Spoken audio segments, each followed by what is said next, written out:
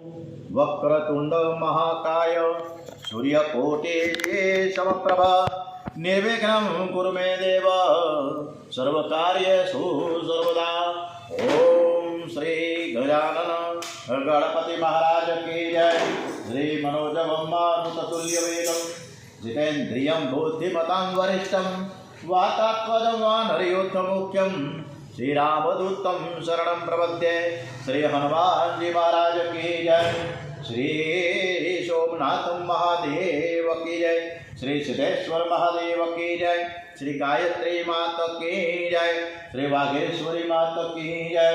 ओम श्री रामचंद्र भगवान की जय। ओम नमो भगवते वासुदेवाय। श्री भागवत भगवान जी महाराज की जय।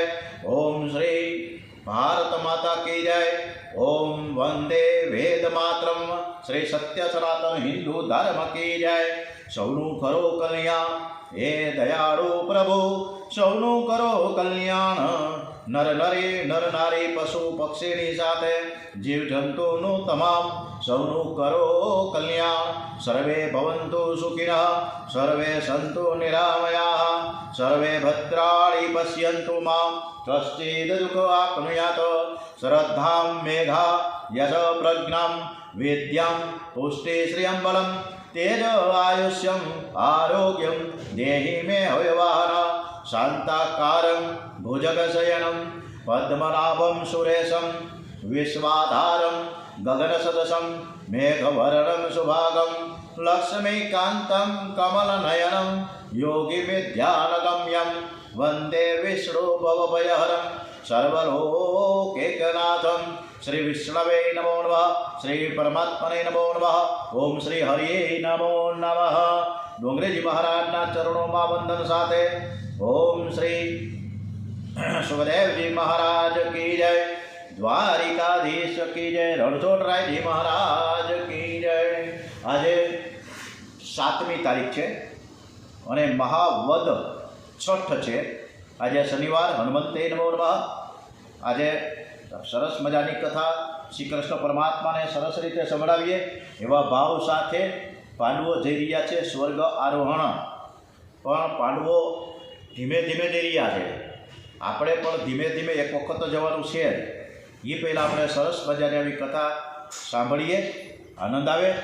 શ્રી કૃષ્ણના સ્વધામ ગમન પછી યુધિષ્ઠિરને કળીકાળના અશુભ ચિહ્નો જોવા મળ્યા છે।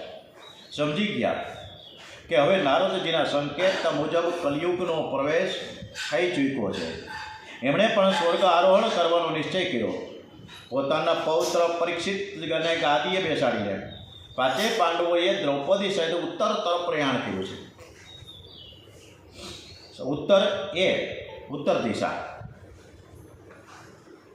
ઉત્તર દિશા તરફ આપણે ગણપતિ બાપાના મુખ ઉત્તર દિશામાં હોય છે અને હનુમાનજીનું મુખ દક્ષિણ દિશા તરફ હોય છે। ઉત્તર એ દેવો અને પાંડવોને ઉત્તર દિશા એ દેવો અને માનવોને શાંતિ પ્રદાન કરનાર દિશા છે। કેદારનાથ પાસે તેમણે ભગવાન શિવજીની પૂજા કરી અને તેથી આગળ નિર્વાણ પંથ છે પાંડવોએ તે પંથ લીધો। એ સામ વે દેવ મનુષ્યણામ શાંતાદિક। નારાયણનું ગંગોત્રી હરિદ્વારમાં પછી ગંગોત્રી જવાનું, ગંગોત્રીથી ગૌમુખ જવાનું, ગૌમુખથી તપોવન જવાનું, તપોવનથી આગળ સ્વર્ગારોહણ। એટલે અમે ગૌમુખ સુધી તો જઈ આવ્યા પણ આગળ આપણું પછી કામ નહીં, -ડિગ્રી હોય। નારાયણનું સ્મરણ કરતાં કરતાં તેઓના મન શુદ્ધ થયા છે। એવો સર્વે હરિના ધામમાં ગયા। પાંડવો દેહ મન દ્રઢ મન કેળવીને પ્રભુના નામનું સ્મરણ કરતાં કરતાં હિમાલયમાં લીન થયા છે। સૌથી પહેલાં દ્રૌપદીનું પતન થયું। દ્રૌપદી પતિવ્રતા હતા પરંતુ તેને અર્જુનમાં વિશેષ પ્રેમ હતો એટલે તેમનું વલણ પક્ષપાત ભર્યું હતું। આથી પહેલું પતન તેમને થયું। બીજું પતન સહદેવનું થયું। સહદેવને જ્ઞાનનું અભિમાન હતું। ત્રીજું પતન નકુળનું થયું કારણ એને રૂપનું અભિમાન હતું। ચોથું પતન અર્જુનનું થયું, એને પરાક્રમનું અભિમાન હતું। પાંચમું પતન ભીમનું થયું। ભીમ પૂછે મોટાભાઈ મેં તો કોઈ પાપ કર્યું નથી તો મારું પતન શા માટે? યુધિષ્ઠિરે કહ્યું કે હું તું બહુ ખાતો, તારું ધ્યાન હંમેશા ખાવામાં જ રહેતું, તેથી તારું પતન થયું છે।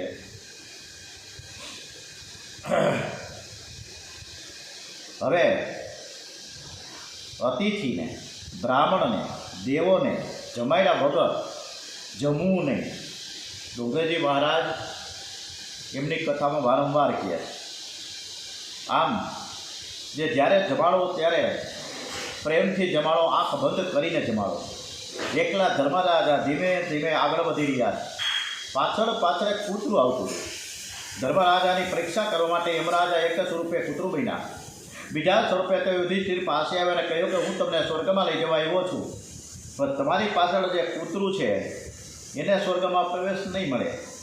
ધર્મરાજા કહે આપની વાત બિલકુલ સાચી છે, પણ તે કૂતરો છેક સુધી મારી પાછળ પાછળ મારો સાથ સહકાર આપવા માટે આવે છે, એને મારાથી કેમ ત્યજાય? એટલે હું તે કૂતરાને ત્યજીને સ્વર્ગમાં આવવા માંગતો નથી. વળી જે 100 પગલાં સાથે ચાલે એને સંત પુરુષો પોતાના સંબંધી માને. કૂતરામાંથી યમરાજા પ્રગટ થયા છે. ધર્મરાજા સદેહ સ્વર્ગે સીધાવ્યા છે. તુકારામ પણ સૌને રામ રામ કરીને સદેહ સ્વર્ગે ગયા છે. બરાબર. એક ધર્મરાજા યુધિષ્ઠિર અને તુકારામજી આ સદેહે સ્વર્ગમાં ગયા. બીજા મીરાબાઈ છે એ સદેહ દ્વારિકાધીશ અને ઓખા, દ્વારિકાધીશ એટલે દ્વારિકા પછી જે ઓખા આવે સમુદ્રને પાર, ત્યાં સમાઈ ગયા છે. દ્વારિકાનાથ મીરાબાઈને છાતી સરસા ચેંકી. કૃષ્ણ ભક્તિથી તેમનું શરીર એવું દિવ્ય બનેલું કે તે સશરીરે કૃષ્ણમાં લીન થયા. આત્મા સાથે પરમાત્માનું મિલન તો થાય, પણ કૃષ્ણ પ્રેમને લીધે જળ શરીર પણ ચેતન બની જાય. પાંડવો પ્રભુના ધામમાં ગયા છે. પાંડવોનું મરણ શોધેલું, કારણ કે પાંડવોએ જીવનમાં ધર્મ છોડ્યો નથી. ધન કરતાં ધર્મ શ્રેષ્ઠ છે. ધન આ લોકમાં થોડું સુખ આપે છે, ઘણીવાર ધન દુઃખ પણ આપે. જ્યારે ધર્મ તો મર્યા પછી પણ સાથે આવે છે. તે આ લોક અને પરલોક બંનેને સુધારે છે. ધર્મ એ પિતા છે, ધર્મ એ માતા છે. પત્નીની પસંદગી કરવાની હોય પણ માની પસંદગી ન કરાય. ધર્મ બદલી ન શકાય. વર્ણાશ્રમ ધર્મનું પાલન કરવાથી આચાર શુદ્ધ બને છે, પણ આજકાલ આપણે ધર્મને પણ બદલી નાખીએ છીએ. દરેક જીવ માત્રમાં પરમાત્માનો વાસ છે, પણ દરેકનું શરીર જુદું છે, કર્મ જુદું છે. તેથી દરેકના ઘરનું પાણી પીવું નહીં, દરેકની સાથે ભોજન પણ કરવું નહીં. એકાદશીના દિવસે ઉપવાસ કરવો એ ધર્મ છે, પરંતુ તે આપણે માનતા નથી. ડૉક્ટર પાસે જઈને એમ કહે કે ભાઈ તમને ટાઇફોઇડ થયો છે ને 21 દિવસના ઉપવાસ કરવા પડશે, ત્યારે આપણે ઉપવાસ કરીએ છીએ. પરંતુ આ ઉપવાસથી ડૉક્ટરના કહેવાથી થાય છે, સંતોના કહેવાથી ઉપવાસ થતા નથી. હવે એક દિવસ રાજા પરીક્ષિત દિગ્વિજય કરી સરસ્વતી નદીના કિનારે આવ્યા. ત્યાં ગાય અને બળદને એક કાળો પુરુષ લાકડી વડે મારતો હતો. ધર્મ એ બળદ છે, ગાય છે એ પૃથ્વીનું સ્વરૂપ છે. ગાયની આંખમાંથી અશુભો ચડી રહ્યા છે. ધર્મરૂપ બળદ તેના દુઃખનું કારણ પૂછે, ત્યારે ગાયરૂપી પૃથ્વી એમ કહે કે શ્રી કૃષ્ણે આ પૃથ્વી ઉપરથી લીલા સંકેલી લીધી, એટલે આ સંસાર પાપમય કૃષ્ણ કલિયુગની કુદ્રષ્ટિનો શિકાર બન્યા છે. ધર્મની મર્યાદાનું બરાબર પાલન કરશો તો જ્ઞાન આપોઆપ પ્રગટ થશે. ધર્મના મુખ્ય 4 અંગો છે. પહેલું સત્ય છે, બીજું છે તપ છે, ત્રીજું પવિત્રતા છે અને ચોથું છે દયા છે. આ ધર્મથી 4 પગ ઉપર સતયુગમાં ઊભો હતો. પછી ધર્મથી 3 પગ ઉપર ટકી રહ્યો, એટલે તે યુગનું નામ પડ્યું છે ત્રેતાયુગ. ધર્મ 2 પગ ઉપર ટકી રહ્યો, તે યુગનું નામ પડ્યું છે દ્વાપર યુગ. અને ધર્મ 1 પગ ઉપર ટકી રહ્યો છે, એટલે કળિયુગ. આ ધર્મના 4 અંગોમાં સત્ય સર્વશ્રેષ્ઠ છે. સત્ય, તપ, પવિત્રતા અને દયા, આ 4 ચરણોમાં સત્ય છે સર્વોપરી છે. મહાભારતમાં સત્યદેવ રાજાની કથા ખૂબ સરસ મજાની ડોંગરજી મહારાજે કરી છે કે એક દિવસ રાજા સત્યદેવ પ્રાતઃકાળે ઉઠ્યા. એને પોતાના ઘરમાંથી એક સુંદર સ્ત્રીને બહાર જતી જોઈ. રાજા આશ્ચર્ય પામ્યું. પેલી સ્ત્રીને પૂછ્યું કે તમે કોણ છો?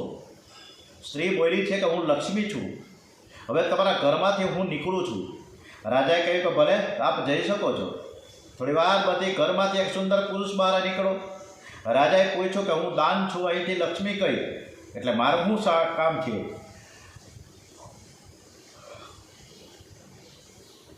મારું કંઈ અત્યારે કામ નથી. કાવડિયા ન હોય તો દયા ક્યાંથી થાય? તમે દાન કેમ કરશો?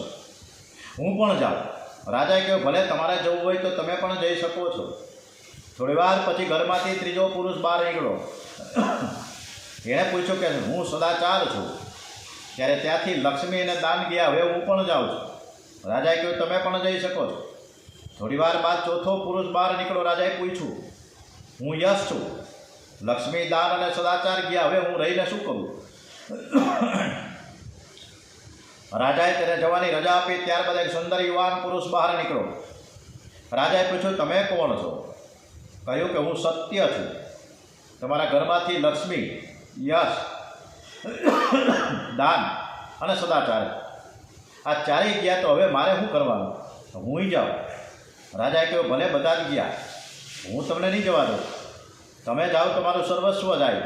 સત્ય રહી ગયું. સત્ય ન રહી જવાથી લક્ષ્મી, દાન, સદાચાર, દયા અને યશ પાછા પડ્યા. એ સત્ય સાથે રહેવા ઈચ્છતા હતા. સત્ય વગર કીર્તિ, સદાચાર, દાન, લક્ષ્મી શા કામના? જો સત્યને વળગી રહેશો તો બધા આપોઆપ પાછા આવી જશે. લક્ષ્મી ચંચળ છે, તે અમુક પેઢી સુધી સાથે રહે છે, પછી ચાલી જવાની છે. જીવનમાં લક્ષ્મી, દાન, સદાચાર, યશ ભલે ન હોય, પણ સત્ય તો હોવું જ જોઈએ. સૂતજી કહે છે કે સત્ય, તપ, દયા, પવિત્રતા અને ધર્મના 4 અંગો છે. આ 4 તત્વો ભેગા મળીને ધર્મ સ્થિર થાય છે. જેનામાં 4 તત્વો પરિપૂર્ણ હોય તે ધર્મી છે. ત્રેતાયુગમાં સત્યયુગ, દ્વાપરમાં સત્ય અને તપ બંને ગયા, કળિયુગમાં સત્ય, તપ, દયા અને પવિત્રતા ગયા, કળિયુગમાં એક દાન જ રહ્યું. દાનમ એકમ કલિયુગે. કલિયુગમાં દયા, દાન ઉપર જ એક પગ ઉપર ધર્મ રહે છે. પરીક્ષિત ધર્મથી રાજ્ય કરવા લાગ્યા છે. એમણે 3 અશ્વમેઘ યજ્ઞો કર્યા. અશ્વમેઘ યજ્ઞનો ઘોડો છૂટો મૂકવામાં આવ્યો છે. વાસના એક ઘોડો છે. કોઈ પણ વિષયમાં વાસના બંધાઈ ન જાય તેની કાળજી કરવાની. તવ પરીક્ષિત વિજય વર્ય શિક્ષયા મહિમા મહાભાગવત સશાસ્ત્ર યદા હિ સત્યમ વિજાત ગોવિદા સમાધિરન વિપ્ર મહદ ગુણસ્તતા. પરીક્ષિતે 3 યજ્ઞો કર્યા. ઇન્દ્રિય, શરીર અને મનોગત વાસનાનો નાશ થાય એ માટેના 3 યજ્ઞો છે. ચોથો યજ્ઞ બુદ્ધિગત યજ્ઞ છે. બુદ્ધિગત વાસના તો સુખદેવજી જેવા બ્રહ્મનિષ્ઠ ગુરુ કૃપા કરે તો જ નાશ થઈ શકે છે. એટલે ચોથો યજ્ઞ બાકી છે. રાજા બગડે ને તો જ પ્રજા બગડે. આચાર બગડે ત્યારે વિચાર બગડે. આચાર વિચાર બંને બગડે ત્યારે કલી ઘરમાં આવે. પાણી બગડે એની વાણી બગડે. પાણી જેનું બગડે છે, પાણી અપવિત્ર હશે તેનું વીર્ય બગડે છે. વીર્યમાં જળ તત્વો મુખ્ય હોય છે. ગમે તેના હાથનું પાણી પીવું નહીં. એ જ રીતે અન્ન બગડે તો મન બગડે. ઋષિઓ સૂક્ષ્મ શરીરનો પણ વિચાર કરે છે. જેનું સ્થૂળ શરીર બગડ્યું તેનું સૂક્ષ્મ શરીર પણ બગડે છે. સદાચાર ન હોય તો બુદ્ધિમાં સદવિચાર ટકતો નથી. પરીક્ષિતે એક પગ ઉપર વેલા બળદને જોઈ. એક શુદ્ર હાથમાં લાકડી લઈને તે બળદને મારતો હતો. બળદ એક પગ ઉપર ઉભો હોવાથી દુઃખી હતો. પરીક્ષિત રાજાએ પૂછ્યું કે તારા 3 પગ કોણે કાપ્યા? ધર્મરૂપી બળદ કહે છે કે રાજન, મને કોણ દુઃખ આપે છે તેનો નિર્ણય હજુ થયો નથી.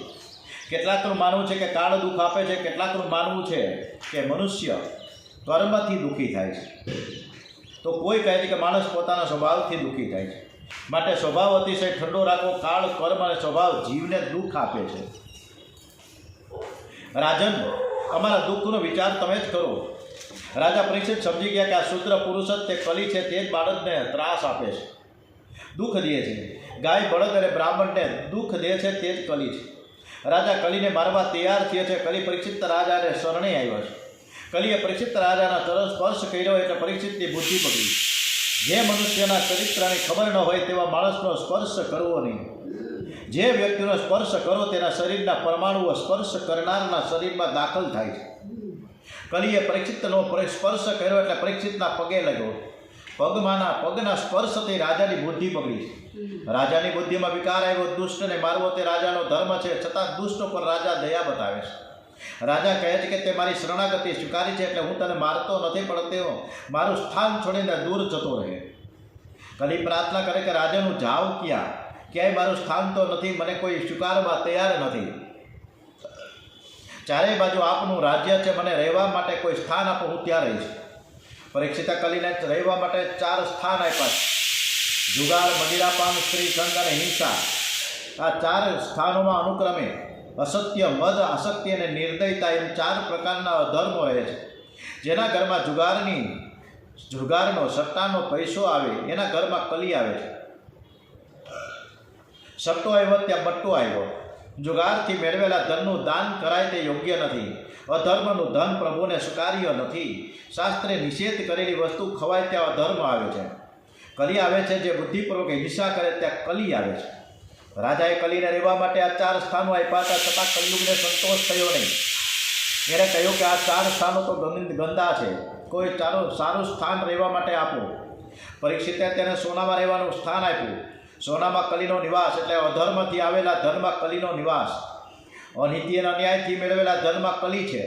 અનીતિનું ધન કમાનારને તો દુઃખ આપે જ છે, પણ તો જો તે વારસામાં મૂકી જાય તો વારસદારોને પણ દુઃખ આપે છે. જૂઠ, મદ, કાળ, વેર અને રજોગુણ, આ 5 જ્યાં ન હોય ત્યાં જે ઘરમાં નિત્ય પ્રભુ સેવા સ્મરણ થતા હોય, જે ઘરમાં આચાર વિચાર પાળવામાં આવતા હોય એના ઘરમાં કલીનો પ્રવેશ થતો નથી. ત્યાં આજે પણ સતયુગ છે. પરીક્ષિતે બળદના 3 કાપેલા પગો છે જોડી આપ્યા. કલીએ વિચાર કર્યો કે રાજાએ મને રહેવા માટે 5 સ્થાન તો આપ્યા, હવે વાંધો નહીં, લાગ મળે તો જરૂર રાજાને ત્યાં પણ હું બેસી જઈશ. એક દિવસ પરીક્ષિતને જિજ્ઞાસા થઈ કે દાદાએ મારા માટે શું શું રાખ્યું છે, એ લાવ હું થોડીક વાર જોઈ તો લઉં. તેમણે પેટી ખોલી, તેમાં સોનાનો મુકટ જોયો. પરીક્ષિતે વગર વિચારે તે મુકટ માથે મૂક્યો. આ મુકટ જરાસંઘનો હતો. જરાસંઘના પુત્ર સહદેવે આ મુકટ માટે માંગણી કરી હતી. ધર્મરાજાએ પણ તે મુકટ ન લેવાની સલાહ આપી હતી. પરંતુ ભીષ્મ સહદેવને રડાવી તે મુકટ લઈ આવ્યા હતા. એટલે આ ધન અનિતિનું થયું. અનિતિનું ધન વારસદારોને દુઃખી કરે છે. એ મુકટ અધર્મથી આવેલો, એટલે એના દ્વારા કલીએ પરીક્ષિતની બુદ્ધિમાં પ્રવેશ કર્યો છે. મુકટ પહેરી પરીક્ષિત જંગલમાં શિકાર કરવા નીકળ્યા છે. આપણા શાસ્ત્રોમાં લખ્યું છે કે કોઈ પણ વસ્તુનો ઉપયોગ કરતાં પહેલાં વિચાર કરો કે તે શુદ્ધ છે કે અશુદ્ધ છે. અપવિત્રના સમયે કોઈ વસ્તુ આવે તેને કાળનો દોષ લાગુ પડે છે. શાસ્ત્રોમાં એવું પણ કહેવામાં આવ્યું છે કે કોઈની પથારીમાં સૂવું નહીં. બીજાની પથારીમાં સૂવાનો પ્રસંગ આવે તો તમારું વસ્ત્ર તે પથારીમાં પાથરીને તેમાં પ્રભુના નામની 5 માળા કરો. એ પથારીને પવિત્ર કરીને પરમાત્માની સાથે લઈ જાઓ. જો પથારીમાં કોઈએ પાપ કર્યું હશે તો તે પાપના પરમાણુઓ તમારામાં આવશે. એ કદાચ તરત જ મનને ન બગાડે, પણ પછીથી મનને બગાડે છે, માટે તેની શુદ્ધિ કરી પછી ઉપયોગ કરો. આ વાત ડોંગરેજી મહારાજે સરસ કરી છે. મને યાદ આવી છે કે આપણે હરિદ્વાર જ્યારે કથા હતી 2 વર્ષ પહેલાં, ત્યારે એક દંપતી આવ્યું હતું, લગભગ 60-65 વર્ષના હશે, બહુ આઈડિયા નથી. એને ઓછા, પછી માથે શાલ એટલે કે ચાદર, ઓશિકાની માથે રાખેલું કે કવર, આ બધું લઈ આવ્યા છે. જ્યારે કોઈ પણ ઠેકાણે મુસાફરી કરવા જાય, સગા ભાઈને ત્યાં જાય ને તો પણ આ ભેગું જ હોય. પહેલાં એ પોતાની ઓછાળ એટલે પોતાનું જે કપડું છે સરસ મજાનું એ પાથરે, અને પછી એની શાલ ઓઢે અને પછી બીજાનો શાલ ઓઢે માથે. આવી રીતે એનો ક્રમ હતો. અને આજે એ ઉનાના દંપતી ખૂબ જ સુખી છે, બધી જ રીતે સુખી છે. રાજાએ વિચાર કર્યું, આ શિકાર કરવા ગયા ત્યાં ભૂખ અને તરસથી આકુળ વ્યાકુળ થઈ ગયા હતા. રાજા ગોતતા ત્યાં ઋષિ અને એક આશ્રમ દેખાયો, જે શમિક ઋષિનો આશ્રમ હતો. અને શમિક ઋષિ સમાધિમાં મગ્ન હતા. કોઈ સંત જપ ધ્યાનમાં બેઠા હોય તો તેમની પાસે જશો નહીં, પણ તેમને દૂરથી વંદન કરીને ચાલ્યા આવજો. રાજાએ વિચાર કર્યો કે આ ઋષિ મારું સ્વાગત ન કરવા માટે ધ્યાનમાં હોવાનો એક ઢોંગ કરે છે. બુદ્ધિમાં કલી બેઠેલો એટલે બુદ્ધિ બગડી. એવા શમિક ઋષિની સેવા કરવાને બદલે તેમની પાસે સેવા માંગે છે. રાજાએ મરેલો સર્પ શમિક ઋષિના ગળામાં પહેરાવ્યો. બ્રાહ્મણનું અપમાન કર્યું. બીજાનું અપમાન કરનાર પોતે પણ પોતાની જાતનું અપમાન કરે છે. બીજાને છેતરનારો પોતાની જાતને છેતરે છે.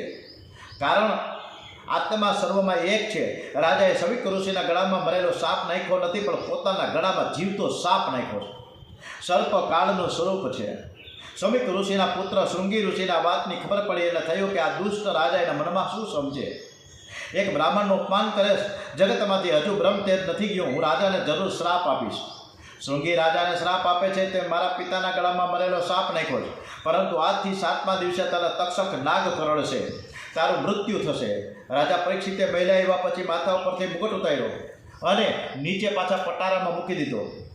પોતાની એને ભૂલ સમજાઈ કે મેં આજે ઘોર પાપ કર્યું છે, મેં આજે ઋષિનું અપમાન કર્યું છે. બુદ્ધિ બગડેલા સમજવાનું કે કાંઈ અશુભ થવાનું છે. ભૂલે ચૂકે પણ પાપ થઈ જાય તો તે માટે જરૂર શરીરને સજા કરવી. પાપ થાય એ દિવસે ઉપવાસ કરજો. રાજા પરીક્ષિતે જીવનમાં એક જ વાર પાપ કર્યું છે, પણ પાપ કર્યા બાદ પાણી પણ પીધું નથી. અને એ વખતે રાજાએ સાંભળ્યું કે મને ઋષિપુત્રનો શ્રાપ લાગ્યો છે. પરીક્ષિત કહે કે જે ઘણું તે સારું થયું. પ્રભુએ મને મારા પાપની સજા કરી છે. હું સંસારના વિષય સુખમાં ગળા ડૂબ હતું, એટલે જ પ્રભુએ મને સાવધાન કરવા માટે આ કૃપા કરી છે. જો મને શ્રાપ દીધો ન હોત તો મારું મન વૈરાગ્ય તરફ વળત નહીં.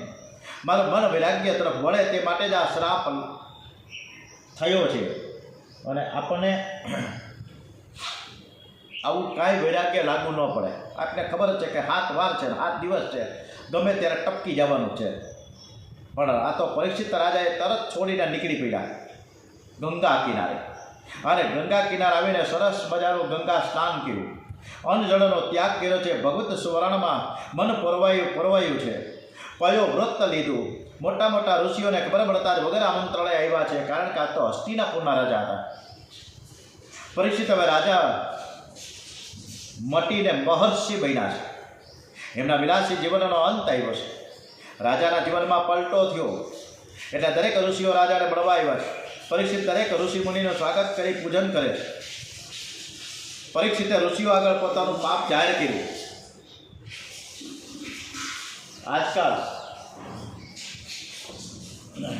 આજકાલ લોકો પાપને છુપાવે છે અને પુણ્યને જાહેર કરે છે. પાપને છુપાવશો નહીં અને પુણ્યને પ્રગટ કરશો નહીં. પાપને જાહેર કરશો તો જ પાપની આદત છૂટશે. હું અધમ છું, મારો ઉદ્ધાર કરો, મારું મરણ સુધરે એવો તમે કાંઈક ઉપાય બતાવો. આજથી 7મા દિવસે મારું મૃત્યુ નિશ્ચિત છે. મેં મરણ માટે કોઈ તૈયારી કરી જ નથી. મને મુક્તિ મળે એવો કાંઈક ઉપાય બતાવો. હવે દિવસો થોડા છે અને તેથી જ્ઞાનની મોટી મોટી વાતો આપણે કરવા જઈશું ને તો આ દિવસો આમનામ પૂરા થઈ જશે. મને તમે એવી વાતો કહો કે મને કાંઈક એવું ઉપાય બતાવો કે હું પરમાત્માના ચરણોમાં લીન થઈ જાઉં. મને એવી કથા સંભળાવો કે મને મુક્તિ મળી જાય. જન્મ જન્મ મુનિ જતન કરાહી, અંત રામ કહી આવત નાહી. ઋષિઓ વિચાર કરવા લાગ્યા. અનેક વર્ષોથી અમે તપશ્ચર્યા કરતા રહીએ છીએ, છતાં અમને ચિંતા રહે છે કે મુક્તિ મળશે કે નહીં મળે. રાજાને માત્ર 7 જ દિવસમાં કેવી રીતે મુક્તિ મળે? આ વાત શક્ય નથી.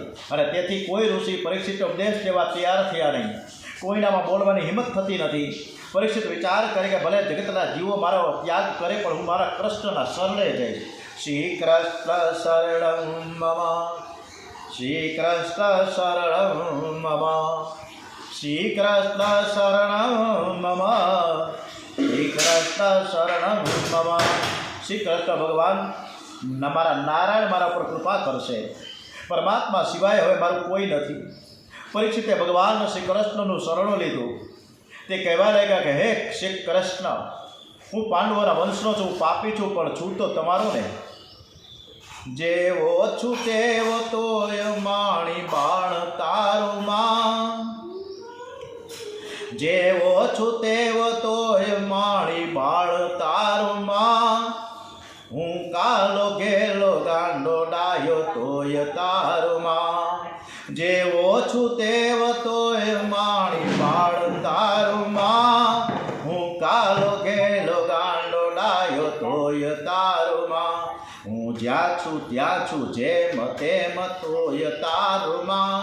મંજિલ મહેશની તું જમા તારો સહારું માં. હું જ્યાં છું ત્યાં છું જેમ તેમ તોય તારું માં. મંજિલ મહેશની તું જમા તારો સહારું માં. ઓમ શ્રી માં જય માં જય માં જય માં. ઓમ શ્રી માં જય માં જય માં જય માં જય જય અંબે માં. અખિલેશ્વરી ગાઈ નાખવું છે. અખિલેશ્વરી તું આદ્ય શક્તિ એક અંબે માં. વિશ્વેશ્વરી ભુવનેશ્વરી જગદંબિકે તુમાં. તું સૌમ્ય રૂપ ધારી બહુચર બાલિકા તુમાં. ને રૌદ્ર રૂપ ધારી માત કાલિકા તુમા. ઓમ શ્રી માં જય માં જય માં જય માં જય જય અંબે માં. ઓમ શ્રી માં જય માં જય માં જય માં. કમલાસની હંસવાહિની ગાયત્રી રૂપે માં. બ્રહ્માણી બ્રહ્મ રૂપિણી સાવિત્રી રૂપે માં. તું લક્ષ્મી ઉમા રાધા રૂપ સીતા રૂપ માં. તું તત્વસાર જ્ઞાન રૂપ ગીતા રૂપ માં. ઓમ શ્રી માં જય માં જય માં જય માં. ઓમ શ્રી માં જય માં જય માં જય માં જય જય અંબે માં. હે કૃષ્ણ પરમાત્મા, હું તમારો જ છું. તમે મને મારો ગણો કે ન ગણો, પણ હું તો તમારો જ છું. મેં કોઈ સત્કર્મ નથી કર્યા. આ બ્રાહ્મણો પણ મને ઉપદેશ આપવા તૈયાર નથી. હું અધમ છું. હે પરમાત્મા, તમે ગર્ભમાં સુદર્શનથી મારું રક્ષણ કર્યું. મારું જીવન તમે સુધાર્યું છે. હવે મારું મરણ પણ તમે જ સુધારો.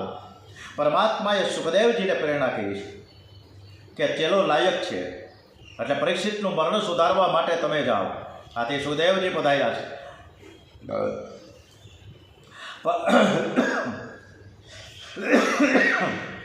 પરીક્ષિતનો જન્મ સુધારવા દ્વારિકાનાથ પોતે આવેલા.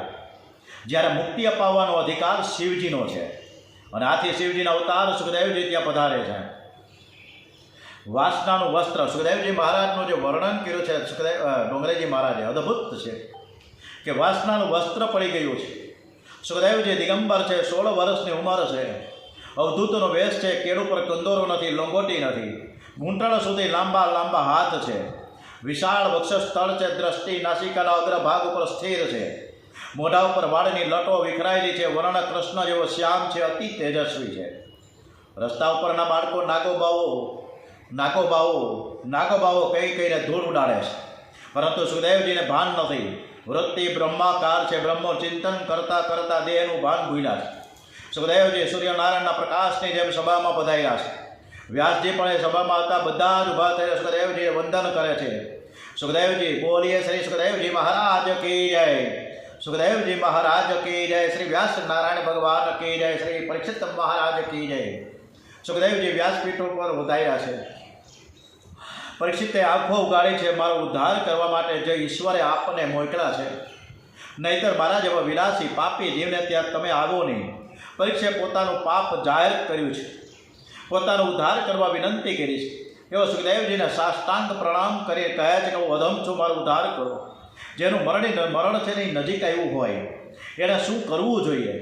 પ્રશ્ન પૂછ્યો સુખદેવજી મહારાજે. ખૂબ સરસ મજાનો સુખદેવજી મહારાજને પ્રશ્ન પરીક્ષિત રાજા કહે છે. સીધું મારું મરણ સુધારો, મારું મોક્ષ થાય એવું કરે એવું નથી કીધું.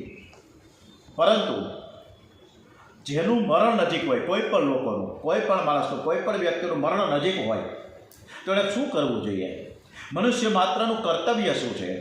એણે શાનું શ્રવણ કરવું જોઈએ? કોનો જપ કરવો જોઈએ? કોનું ભજન કરવું જોઈએ? કોનું સ્મરણ કરવું જોઈએ? બતાવો. સુખદેવજીનો હૃદય પીગળો છે. ચેલો લાયક છે. અધિકારી શિષ્ય મળે તો ગુરુને પણ એમ થાય કે હું મારું સર્વસ્વ એને અર્પણ કરી દઉં. ગુરુ બ્રહ્મનિષ્ઠ અને નિષ્કામ હોય અને શિષ્ય પ્રભુ દર્શન માટે આતુર હોય તો 7 દિવસ તો શું, 7 મિનિટમાં પ્રભુના દર્શન કરાવે છે. બાકી ગુરુ લોભી હોય અને ચેલો લૌકિક સુખની લાલચથી આવ્યો હોય તો ગુરુ ચેલા બંને નરકમાં પડે છે. લોભી ગુરુ और लालची चेला दोनों का नरक में ठेलम ठेला. સુખદેવજી મહારાજ કહે છે કે રાજન, તું શા માટે ગભરાય છે? હજી 7 દિવસ તારા હાથમાં બાકી છે. હું તારી પાસે કંઈ લેવા તો આવ્યો નથી, પણ તને કંઈક આપવા આવ્યો છું. હું નિરપેક્ષ છું અને જે પરમાત્માના દર્શન થયા તેના દર્શન હું તને કરાવવા આવ્યો છું. ઓમ. સુખદેવજી મહારાજ ગુરુદેવ પરીક્ષિત મહારાજના એકલવ્યના ગુરુદેવ દ્રોણાચાર્યજી અર્જુનના. ઓમ ગુરુર બ્રહ્મા ગુરુર વિષ્ણુ ગુરુર્દેવો મહેશ્વર ગુરુર સાક્ષાત પરમ બ્રહ્મ તસ્મૈ શ્રી ગુરુવે નમો નમઃ. ઓમ શ્રી ગુરુવે નમો નમઃ. એવં ભાષિત પુષ્ટ સ રાજ્ઞા શ્લોક્ષણયા ગિરા પ્રત્યભાષત ધર્મજ્ઞો ભગવાન બાદરાયણી. ભગવાન બાદરાયને બદલે સંસ્કૃતના શ્લોકનું જ્યારે ઉચ્ચારણ કરું છું ત્યારે સંસ્કૃતના શ્લોકો ચોખ્ખા, ઘણીવાર હું બોલતો નથી, કાંઈક અશુદ્ધિ આવે છે. કારણ કે મને પૂરેપૂરું જ્ઞાન નથી. આ તમને હું જાહેર કરું છું. મને કોઈ સંસ્કૃતનું નોલેજ નથી, મેં કોઈ કર્મકાંડ કર્યું નથી, કાંઈ આવડતું જ નથી. એટલે આમાં કાંઈ ભૂલ થઈ જતી હોય તો ભગવાન મને માફ કરીને આપ પણ મને માફ કરશો જી. ભગવાન બાદરાયણીને બદલે સુખદેવજી શબ્દ લખ્યો હોત તો ન ચાલત. ભાગવતમાં એક શબ્દ પણ વ્યર્થ નથી લખ્યો. સુખદેવજીનો પરિપૂર્ણ વૈરાગ્ય બતાવવા માટે આ બાદરાયણી શબ્દ વાપરવામાં આવ્યો છે. અને અત્યારે બોરની સિઝન છે શિયાળામાં, અને બોર જ્યારે યાદ આવે ત્યારે સંતરામ મહારાજ નડિયાદ ને સંતરામ મહારાજ, અને ત્યાં બોરની માનતા થાય છે. અને એની મંદિરની જે ટેરેસ છે, આજુબાજુનું જે મકાન છે, એટલે મંદિરના પ્રાંગણની વાત કરું છું, ત્યાં બધા ઊભા રહીએ અને 5-5 કિલો 10 કિલો 20 કિલો જેવી જેની માનતા એ પ્રમાણે દૂર ઉપરથી નીચે બોર નાખે અને સમર્પિત કરે ભગવાનને, સંત મહારાજને, અને બધા નીચે ઝીલતા હોય. અદ્ભુત દ્રશ્ય છે આ. એટલે નડિયાદમાં શિયાળાના સમયમાં કોઈને મુલાકાત લેવી હોય, દર્શન કરવા જવું હોય તો ઘણી બધી એક્ટિવિટી છે ત્યાં. એટલી બધી સદપ્રવૃત્તિઓ છે કે આ સંસ્થાની કે આપણે એને નમન અને વંદન કરવાનું મન થાય. બાદરાયણી એટલે બાદર. મહર્ષિ વ્યાસજી આખો દિવસ જપ તપ કરે ને ભૂખ લાગે ત્યારે 24 કલાકમાં માત્ર એક જ વખત બોર ખાતા, બોર પર રહેતા હતા. તેથી તેનું નામ પડ્યું છે બાદરાયણ. વ્યાસજીનો આવો વૈરાગ્ય હતો એટલે એના દીકરાનું નામ બાદરાયણી. એમાં સુખદેવજી શબ્દ નથી વાપર્યો. બોર ઉપર રહેતા હતા તેથી તેમનું નામ બાદરાયણ. વ્યાસજીને આવો વૈરાગ્ય હતો. જ્યારે સુખદેવજીને તો બોર પણ યાદ આવતા નથી. સુખદેવજીનું તો આવરણ પણ ચાલ્યું ગયું હતું. સુખદેવજી વ્યાસજીના પુત્ર હોવાથી એમના માટે બાદરાયણી શબ્દ વાપર્યો છે. અને ફરીથી સુખદેવજી મહારાજનું એક વર્ણન આપણે શરૂ કરીએ. કેવું સરસ કે વાસનાનું વસ્ત્ર પડી ગયું. સુખદેવજી દિગંબર, 16 વર્ષની ઉંમર, અવધૂતનો વેશ, કેડ પર કંદોરો નથી, લંગોટી નથી, ઘૂંટણ સુધી લાંબા લાંબા વાળ, લાંબા લાંબા હાથ, વિશાળ વક્ષસ્થળ, દ્રષ્ટિ નાસિકાના અગ્રભાગ ઉપર સ્થિર, મોઢા ઉપર વાળની લટો વિખરાયેલી, વર્ણ કૃષ્ણ જેવો શ્યામ અને અતિ તેજસ્વી. સુખદેવજી મહારાજ કહે કે રાજન ગભરાશો નહીં, મારા નારાયણનું સ્મરણ કરો. જે સમય વીતી ગયો એનું સ્મરણ કરીશ નહીં, ભવિષ્યમાં જે થવાનું છે તેનો પણ વિચાર કરીશ નહીં. ફક્ત વર્તમાનને જ સુધારજે. 7 દિવસ તારી પાસે બાકી છે. મારા નારાયણનું તું સ્મરણ કર, તારું જીવન સુધરી જશે. લૌકિક રસ ભોગવનારને પ્રેમ રસ ભક્તિ રસ મળતો નથી. જેણે કામને છોડ્યો છે જે તે જ રસિક છે. જગતના રસ કડવા છે, પ્રેમ રસ જ મધુર છે. ઇન્દ્રિયોનો ગુલામ થયો તેને કાળ પકડે છે. ભાગવતના વક્તા સુખદેવજી જેવા હોવા જોઈએ. ઇતિ પ્રથમ સ્કંદ સમાપ્તમ. શ્રીમન નારાયણ નારાયણ નારાયણ શ્રીમન નારાયણ નારાયણ નારાયણ બદ્રી નારાયણ નારાયણ નારાયણ બદ્રી નારાયણ નારાયણ નારાયણ ભજમન નારાયણ નારાયણ નારાયણ સ્વામી નારાયણ નારાયણ